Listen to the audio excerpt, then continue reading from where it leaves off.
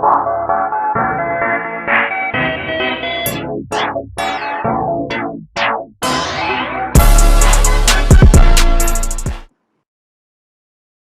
morning, good afternoon, good evening, depending on whenever you're watching. Thank you for tuning in to 129, episode 129 of the Restricted Zone podcast on YouTube. I am your host tonight, Jonah Wooten. We are doing another Eagles episode, but I'm not joined by just Johnny tonight. Got another guy filling in for him. You see the sweater. You know who he is. K-Dot in the building. Introduce yourself, bro. You know what it is. Since it's not the full everybody. It's just me, Kendrick. If anybody was ever curious about my real name, my name is Kendrick. I am being honest. You might call me Kendrick Lamar, but my name is Kendrick. I won't say I'm the smartest man on the podcast since everybody's not here, but I'm here to talk about these Eagles, man. I'm here to talk about these do your birds. signature intro, bro. Do your signature intro. Do the signature, man. Go You ahead, already man. know who it is. It's the smartest man on the podcast. As I always try and tell people, people just don't understand the depth that what I be talking about, and that's why they be missing things. But if you understand the depth, then you understand my logic, and you understand what I be talking about be making sense. All right, man. If you say so, is your word. I'll take your word for it. It's all good. You and Johnny, y'all both got like your little signature intros, man. I gotta come up with one. As I the like Johnny's. moderator, as the host, I feel like I need to come up with one for sure. He's always saying like he's the analyst, not the advocate. He's like, I'm an analyst, not an advocate. Because he advocates for Colin a lot because Colin gets cooked on these episodes, man. It's unbelievable. But all right, with that being said, episode 129, let's get into it. Also, before we start, gotta mention episode 128, if you haven't caught it yet, me and Just Johnny broke down the Eagles' initial 53-man roster as well as their entire schedule from top to bottom. We pretty much predicted every single game. We got this one right. We both had the Eagles beating the Patriots in week 1, and that's exactly what they did. Look, win is a win, right? Win is a win. It was ugly. I was very frustrated. I was at the casino. I was a couple of Coronas deep. All right. I was a couple of slices of Lorenzo's pizza deep. And look, Ooh. I was hoping just for an easy, simple game because I was just at the Phillies game that same day, and they blew a 3-0 lead. Ranger Suarez lost a no-hitter. I was a little, peeved by that. So, Eagles just give me a relaxing afternoon game, take care of the Patriots. They jump out to a 16-0 lead in the first quarter, and then in that second quarter, they just turn around and do just a complete opposite. Just completely two different ends of the spectrum. That first quarter and that second quarter, just all around the team was bad. In the third quarter, it was 16-14 at halftime.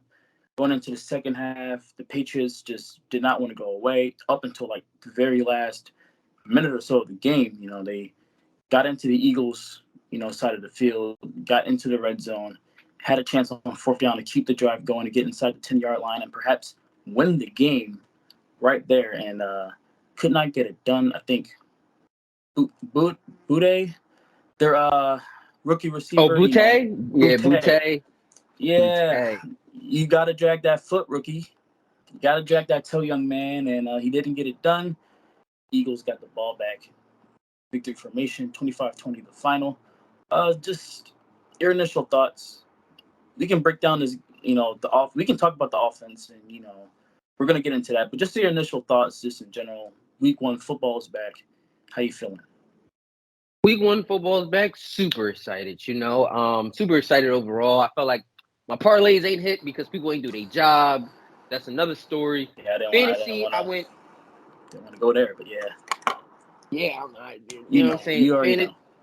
Yeah. Fantasy, I did all right. I went 4-6. I won 4 of the 6 league for the week 1 games out of the 6 leagues I'm in. So overall, I did positive. That was like my one positive. We had some great football, but for Eagles overall, I was what I said is I was disgusted. As I was disgusted, not in the sense of an overall team look, because overall, if we look overall, I give them out of 10, I give them a 6.5, 7. And that is solely based getting carried. I feel like the consensus right now is a C+ grade for them right now.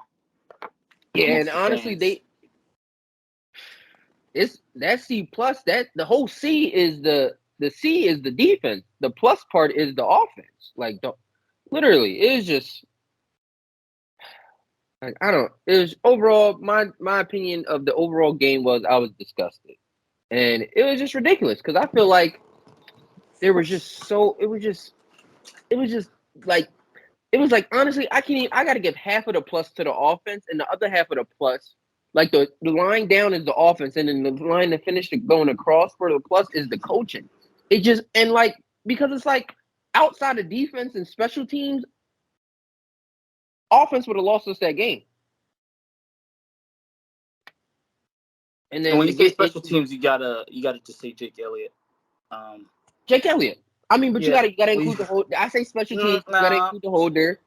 The holder, If the I guess holder. the guy's blocking for him on the field goal, sure, but I mean, if you we're saw talking about the return game and the punting game, then Jake Elliott, all world kicker, did his job. the field goal unit. How about that? The field goal unit Fair enough. was Fair enough. I'll take it. was doing their But thing. not the Gunners. Well, the Gunners did their job, but it's the return game and the blockers for that. I mean, all right. I mean, Well, they had one. Cubby had They had 125. one good one. He had 125 yard, and I'm kind of hanging on to that right now. He had a 25-yard return. He did have Outside of one that, good though, one. it was nothing. And then of course, Stipballs can't get the ball more than 40 yards downfield. And then when he's in a position to, pin them, it always bounces into the end zone. So it's just Stipballs is back here. That's a whole another story. I don't know why he's still here, but he's here. But if you want to dig into this offense, let's do that. Yeah, let's do that. Let's do that. I really want to dig in that because honestly, I want to. Yeah, easily the biggest red flag of week one. And we can talk about the rain. We can talk about Bill Belichick. Had months to prepare. The Eagles had months to prepare as well. There's two teams in this game. Yes, Bill is Bill Belichick, of course, and he's gonna use the offseason to prepare the best he can. But the Eagles coaching staff, they've been to the Super Bowl, they've been to the playoffs 2 years in a row now. Nick Sirianni, he should know how to prep for a week one game on the road. I mean, last year, yeah, it was also very, very tight against the Detroit Lions, but the offense did its job, put up, 31 points. The defense got a pick six. You go the year before that, Nick's very first game in the NFL on the road, week one, they blow out the Falcons. They put up 30 on them. So it's like, I believe 30-6, 31-6, if I'm not mistaken. So they know how to put up points. And of course, two dome stadiums, and this is in New England, it's raining and yada, yada, yada. But I don't want to hear the excuses. I feel like, go ahead. Like, you can't say the rain. Honestly, I'm not going to talk about the weather conditions because I gotta be honest. Okay, it's raining, so you don't pass the ball as much. We got the best O line in the NFL. Nobody's arguing. Like that's the one thing you can't argue. Like in the entire NFL, people look and be like, no, but everyone knows Eagles have the number one O line. Let's just be honest, they do. So we can run the ball. We lost Miles Sanders. That's fine, but we still can run the ball. We still got Hurts. We picked up Swift. As long as he's healthy, he's fine. I mean, Penny was a healthy scratch, but that happens. But we still have Gainwell and Boston Scott back there. What's going on? What's going on with Penny? Like, are they trying to conserve him? Why was he? He's not hurt. He's not in trouble. Are they trying to conserve him?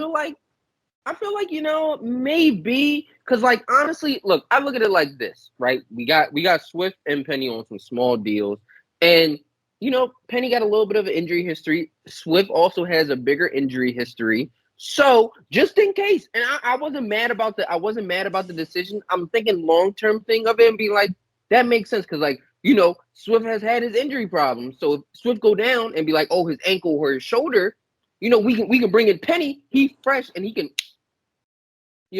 So I'm not mad. I'm not mad about it. It was a smart decision in my point. Gainwell. It was Gainwell, and now we're looking at him possibly missing next week, missing this Thursday game. because he's got a rib injury. So it's like, not even Boston Scott got carries. I mean, him and Swift both had 1 carry each, 1 apiece. And Swift also had a catch. Where were they? I mean, it's the conditions are bad. This is the perfect time to utilize your 4 running backs and just run the Patriots into the dirt. And then in the second half, if you want to open up the passing game, you're well within your means to do that, especially when you have points on the board. So I don't understand. See, I mean, honestly, I can list some quick stats for the whole unit. I mean, Jalen Hurts, he had, a pretty pedestrian day, not his best game. Honestly, if I can be honest, he had a bad game. Like, first time in a long time where I can say, oh, Jalen Hurts had a bad game. Like, 170 yards, a touchdown. He didn't throw any interceptions in the rain, so that's a plus. I mean, he had 37 yards on 9 rushes. But, I mean, there's nothing that blows you away at all. We've seen Jalen at his best. This was not it. Maybe we can attribute that to him not playing in a preseason. Maybe you can attribute it to the rain. But, I mean, he was missing wide open targets, especially Goedert, back-to-back plays. Or right within the there, same drive. He was wide open.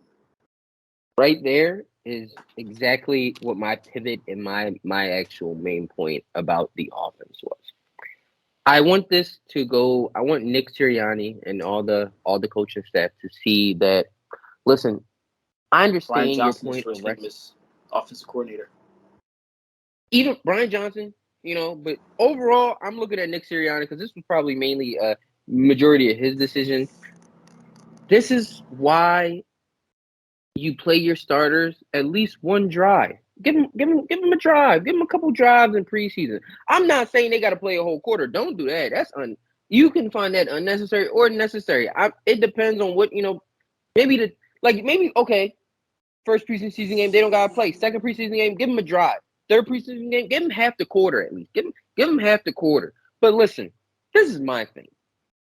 You not playing your starters the entire preseason and then expecting them to jump on. I'm not. We could have been. I feel like we could have been a well-oiled machine if they would have just played a little bit in the preseason. The starters, just a little bit. I'm not even asking. Game. Like 3 drives. A drive a game. Yeah. 3 NFL drives. Play one because you only got 3 games now, so there's like 3 drives. 3 drives. Just one 3 series. Literally, and that's all you catch you the had ball, to do. You go down. Don't go for the extra yards because the game doesn't matter. You catch the ball, you go down. Running backs, might have to just finish through the play, but your receivers go down. Quarterbacks, throw it away if you're like under any pressure. Don't stretch the play out because there's no need. Don't do too much. Yeah, no need to. It's literally preseason. Nobody it's cares. All about rhythm. It's just timing and rhythm. Literally getting into the motions. It's just like, come on. It's like riding a bike. You gotta get into the motion and start doing it again.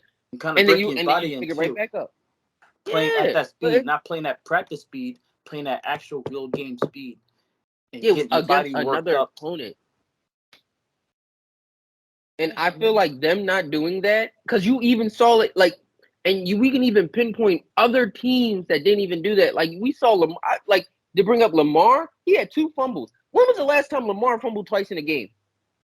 Like, he ain't played the entire preseason. So it's just like, I feel like I understand you want to protect and you want to do this. To the contrary, Josh Allen did play some preseason snaps. He played quite a few, at least in that Pittsburgh game in week 1 of the preseason. So, saw how his opener went.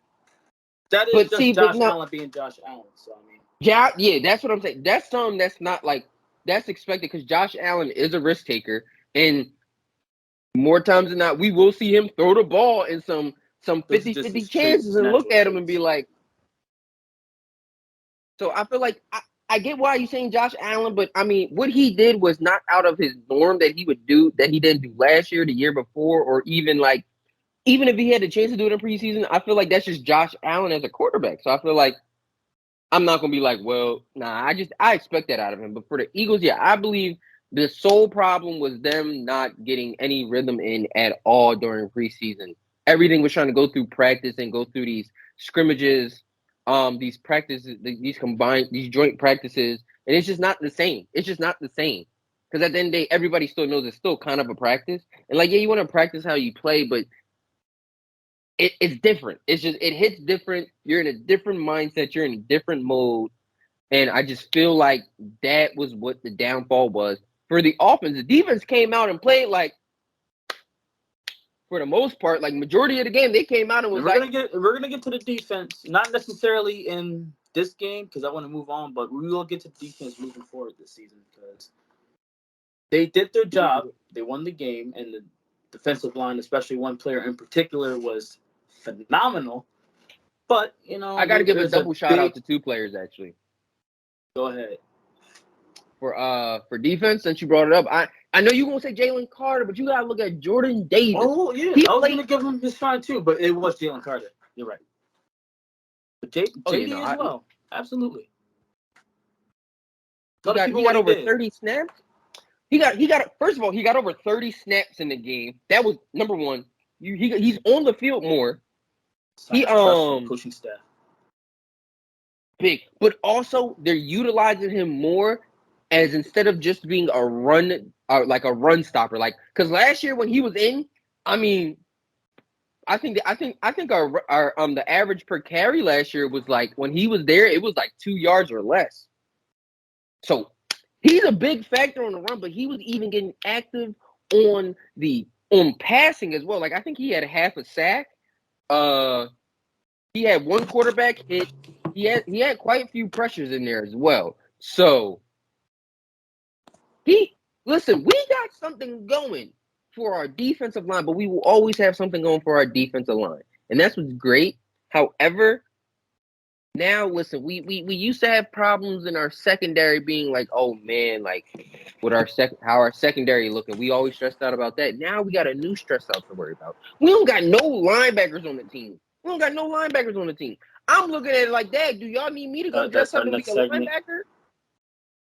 Like, I love you brought that up. You guys always tend to get ahead of me. You guys always know where I want to pivot next to in the episode, so I appreciate that.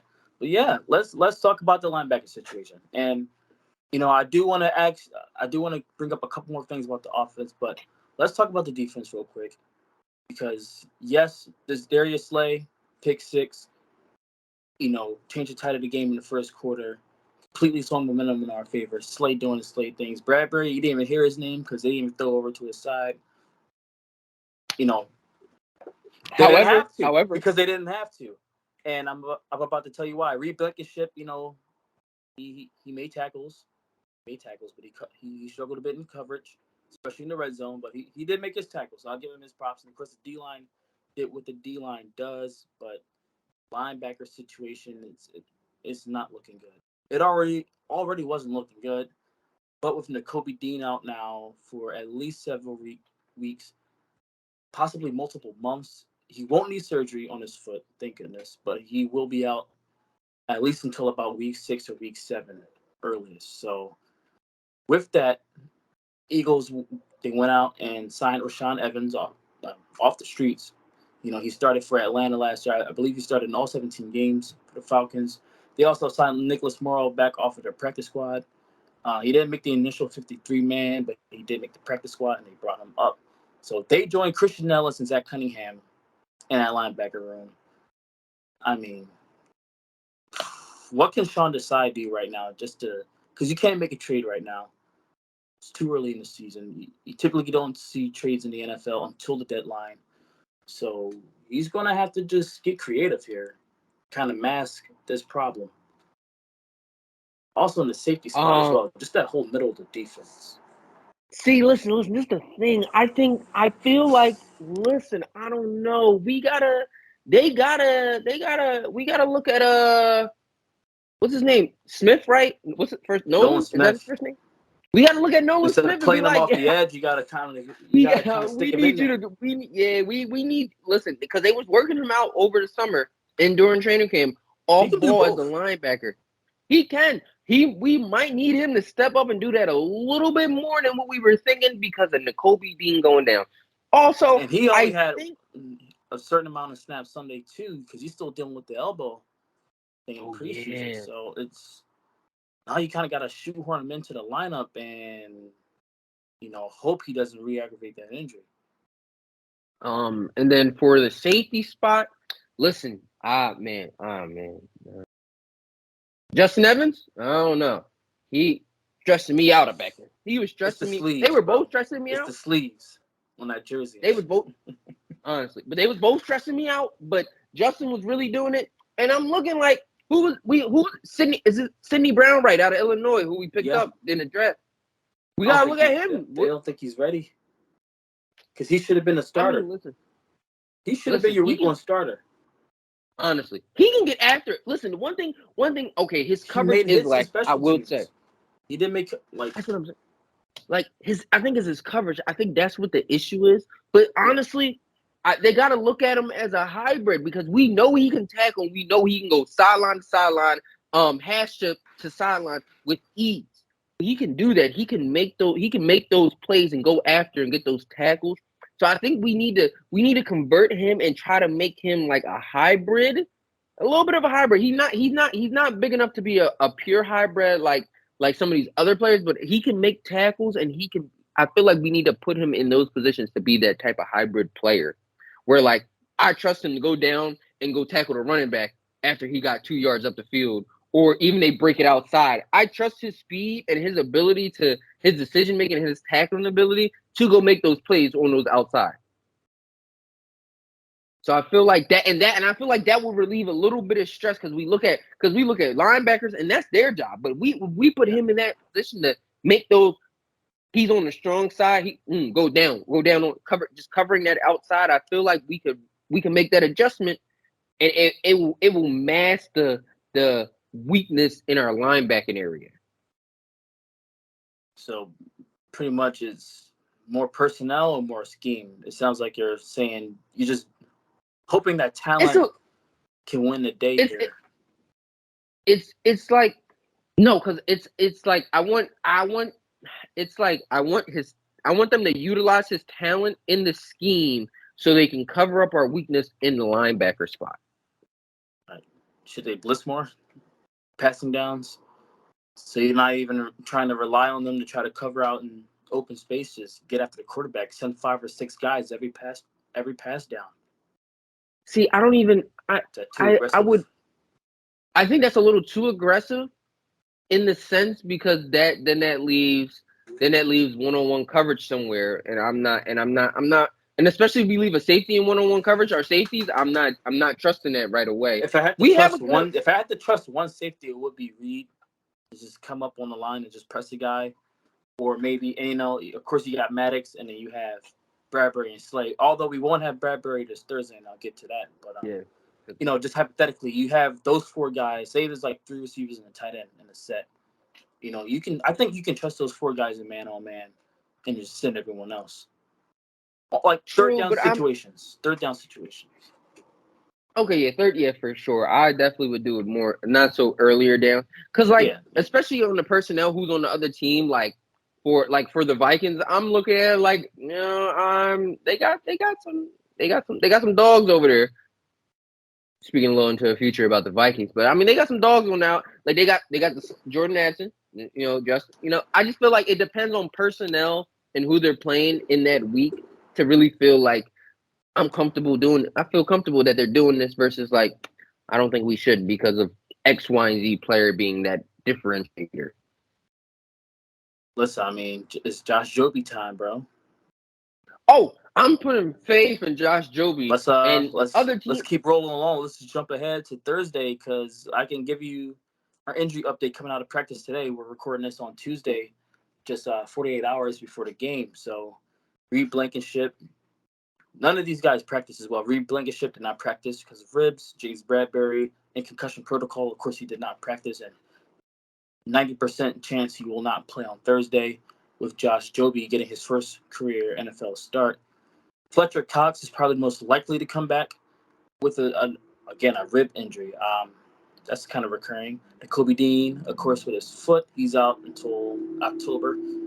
Kenny Gainwell also, as I mentioned earlier, rib injury. So that's 3 guys with rib injuries, which is kind of strange. 5 guys in total. Big picture, This is a pretty good looking injury update. You hate to see guys on the update at all, but coming into week one, they had no one on the injury, the injury report, and coming into this game on a short week, only 5 guys. So you're pretty much going to still have your entire roster with Fletcher Cox, most likely coming back. So he was limited today. He was limited today. He even spoke to some people. Gainwell will most likely play, but will have a much more reduced role than he did in week one, where he was just fed the ball. The only 2 guys are really Bradbury and Dean, and they're not long term. They're just for at least next week and moving forward. So no, Dean. They saying Dean's about 4 weeks. I think they placing him on IR. Yeah, he's on the IR, so he won't count against the 53-man roster. Yeah. So well, yeah, let's talk about it. Week 2, like I just said, in 48 hours and 2 nights, Eagles-Vikings, a rematch of week 2 last year. Last year, it was the last game of week 2, Monday Night Football. This year is the opening game of week 2. The Eagles pretty much put the Vikings away in one half of football last year. This final score is 24-7, but it could have been 48-7 with the way the Eagles just controlled that game on both sides of the ball. It was kind of the game where Jalen Hurts, it was like his come-out game, like, okay, I've arrived. I'm the guy here in Philadelphia. I'm a star. I'm going to show y'all on both sides, with the running, especially in the run game and in the passing game that, I'm him. And that was the game. I was sold. I'm like, okay, I'm sold on the Eagles. I'm sold on Jalen Hurts. I'm ready to rock.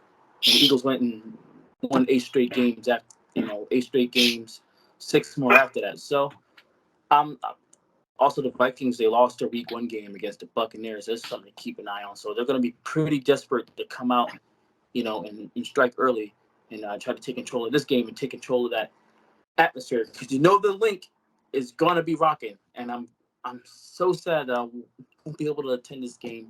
I'm going to attend some games in the future, so I'll be able to give you more, I guess, in-depth look when I do these episodes. But yeah, I won't be there, but their link is going to be rocking.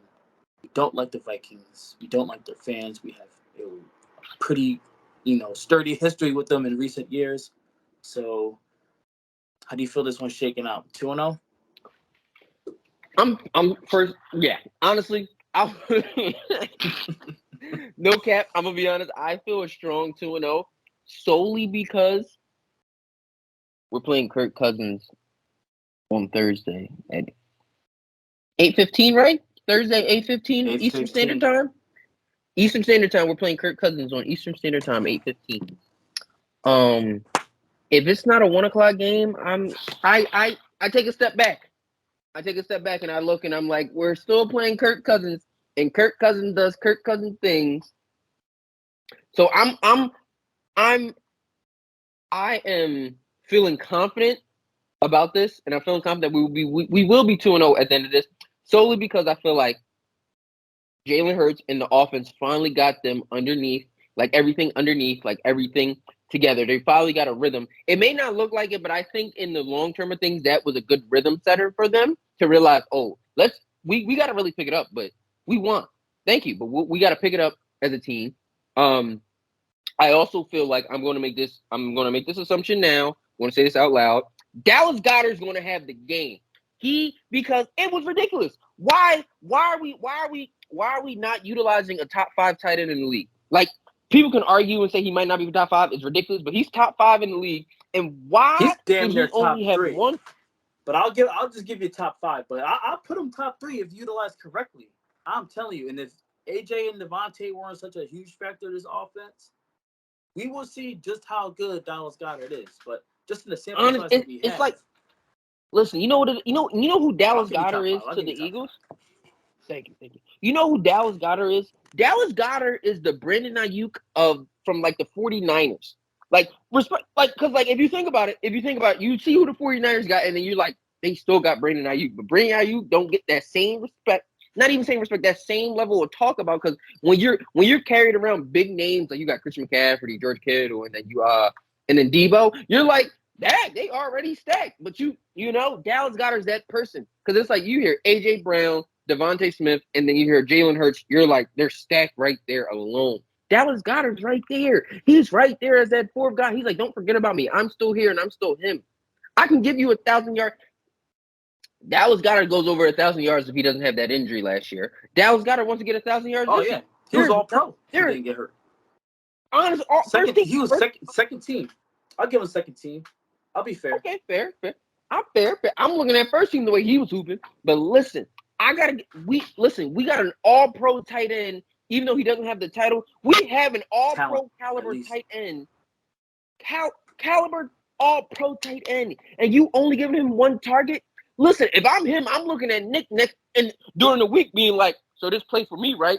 This play right here, this play right here, this play right here. Bro, because like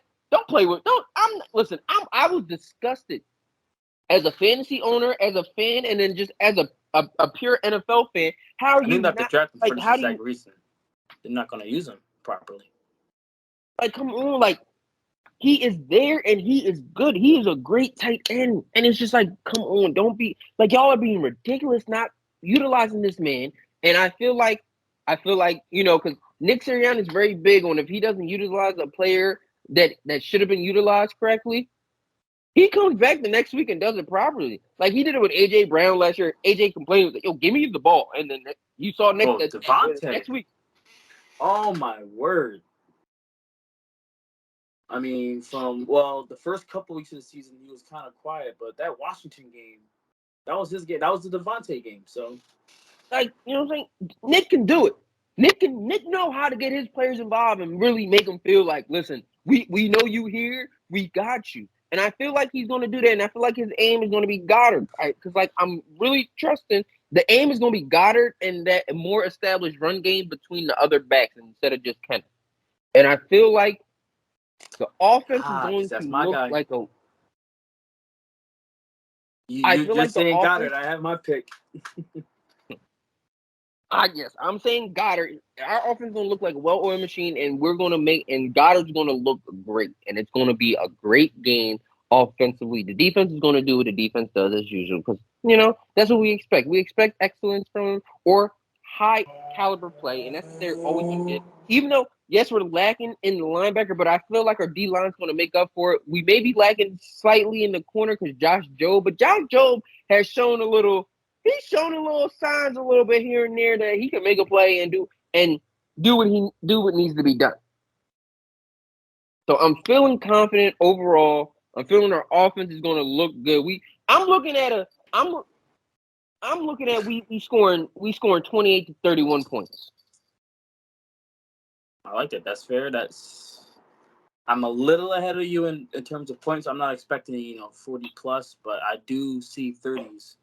The Eagles offense, I think they're still gonna, and we've heard this a lot from Jalen Hurts last year, in press conferences and those, locker room post game speeches that hey, we left a lot of food on the table. We left a lot on the table. And Sunday they certainly left a whole meal on the table. I mean, after a 16-0 start, you thinking, all right, they can just cruise, get up to 23-0 by the end of the first quarter. Be up 30 by halftime, and we're just chilling in the second half. But no, they, let New England back into the game, and the offense left a whole meal on the table. So I'm not expecting the offense to just be totally, perfect Thursday in such a short week. I'm expecting a huge improvement. The rain, the weather should not be a factor. You have your fans, you have that energy. It's not Tom Brady Day at the Link this Thursday. It's just Eagles home opener. You get to, look up at that NFC Championship banner and be pissed off about it because that should be a Super Bowl banner that you got up there, a second one at least, but it's not. Championship game banner. We don't want that. We want the Super Bowl banner, so that should just serve as inspiration to them and just piss them off. Sunday should piss them off. That performance, yes, you won, but you look pretty inconsistent doing it. So I'm expecting a lot more synergy from the offense. With that being said, Jalen Hurts, if I can just throw out some predictions right now, Jalen Hurts throws for 270 yards, 3 touchdowns, rushes for over 50 yards. Maybe he gets a rushing touchdown. It depends on how much they use, Swift, who I think will have the big game you're saying a Goddard game. I like that. I like Goddard to, at least catch a touchdown. I don't know how many yards he'll get, but he'll probably catch a red zone touchdown. But DeAndre Swift, with this Gainwell injury, they're going to unleash him, man. Because Penny, he'll probably be, called in. He'll probably suit up, but I still think they're going to just limit his usage because they just want to save him. Second half of the season. That's my theory. I think they want to save Penny, at least save one of these four guys from wear and tear, if not, two or three of them. So Swift will get the majority of snaps and the carries, and I think he's going to rush for at least 80 yards. And in the passing game, I think he's going to get at least 50, if not 60 yards from out of the backfield with the touchdown each. So, listen, about 150 yards total, 2 touchdowns. If you're a DeAndre Swift owner like myself, you are hoping for a big game out of him. And I'm looking for that. I think the Eagles win 34-24. I think the Vikings, score a few more points on this time around because, of course, the middle of the defense is looking suspect. I'm expecting Jefferson to line up in the slot a lot in this game, try to exploit that.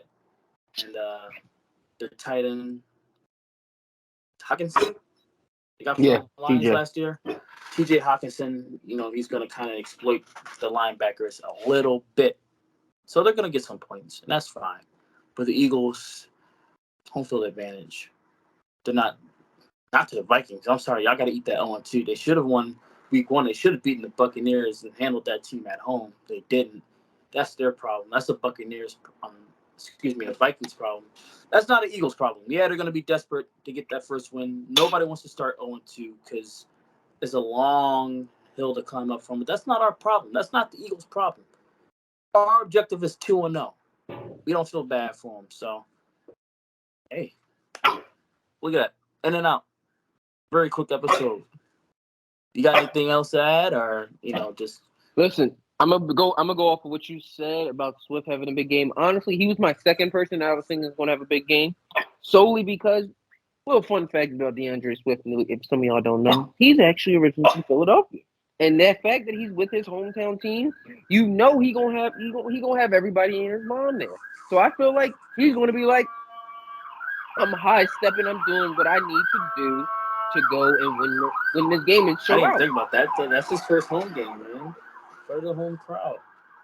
So I feel it's like Reddick on the defense, yeah. So I feel like listen, Swift is a great choice on the offensive side. I'm sticking with Goddard. I'm thinking I'm looking at. I need Hassan Reddick to 7 get catches. that first. I need on the defensive side. I need Reddick to get that first sack of the season. See, I think. Listen. I'm gonna be honest. I know he got the thumb injury. I know he got a club on his hand, but he be clubbing. Listen. I'm looking at the defense. I'm looking at I think we get about 3 or 4 sacks. 3 or 4 sacks. Because we only had 1 or 2? At least 2.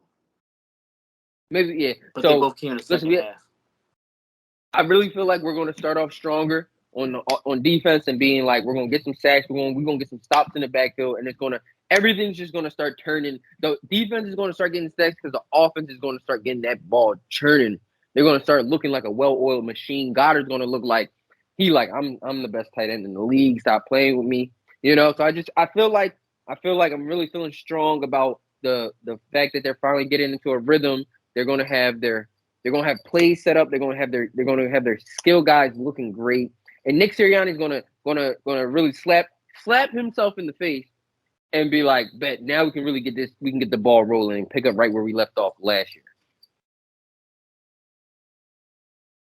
Absolutely, man. So I feel like if the Eagles and look, the schedule ahead of them, it's lined up for them to go on a run early because we know in November they're gonna go through that murderer's row of opponents from November to early December. Okay, but weeks 1 through 8 is setting up for you to just cruise.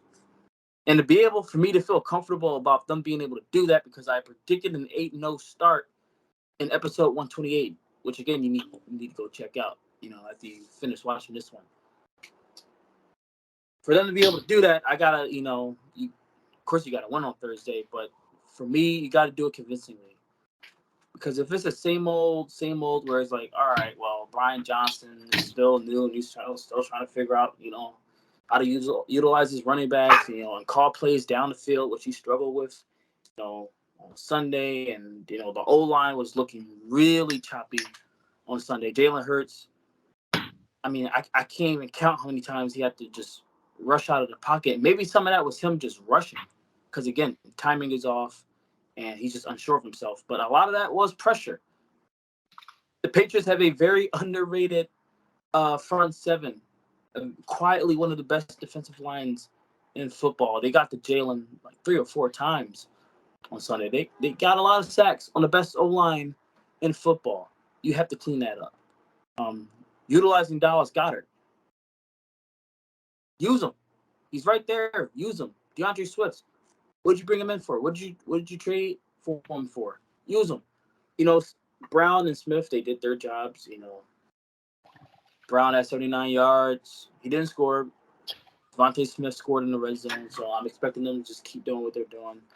But, utilize these tight ends and running backs. And the O-line needs to be better. Simple as that. Again, weather can't be used as a factor. You're not slipping and sliding out there in the rain. It's your 5 against their 4 or 5. May the best man win. So it all starts with the O-line. O-line does what it needs to do. Then Jalen Hurts can just sit in the pocket, be comfortable, make his reads, his proper reads, not running out of the pocket trying to find a guy, making proper reads in the pocket, finding his receivers, and utilizing that running game in the first half. Get the defense tired. Bada boom, you win easily.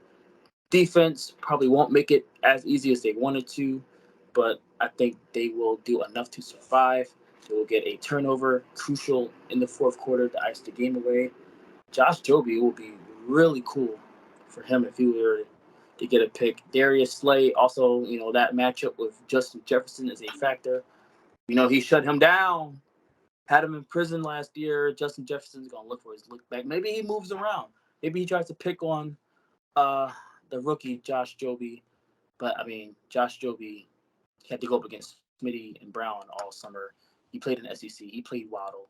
He played a lot of those SEC receivers. So, I have faith in him to not be completely turned to toast on Thursday night. So, again, any last comments, anything else? No, man, just go Birds. I'm sticking to what I'm saying. Like, I feel like we're gonna get into rhythm, and the Eagles are gonna be in the Eagles. Final score, I give it 31-10. Ooh, blowout. I like it. See, I'm giving them like a benefit of the doubt, maybe taking advantage of that interior defense. So I'm giving them 24 points. I don't think Hurts will turn the ball over this week either. I think he goes through this week with a clean sheet. So at least in that area. So 2-0. Go Birds.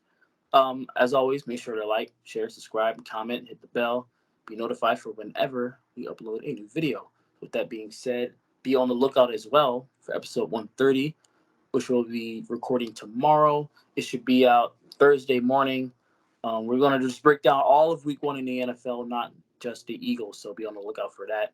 We have a lot to talk about, especially up there in New York. There's a lot going on there. Between those 3 New York teams, 2 of them which play in Jersey, but those 3 New York teams in name, we got a lot to talk about with all of them. So stay tuned for that. I'm Jonah Wooten, joined by the smartest man on the podcast, Kendrick.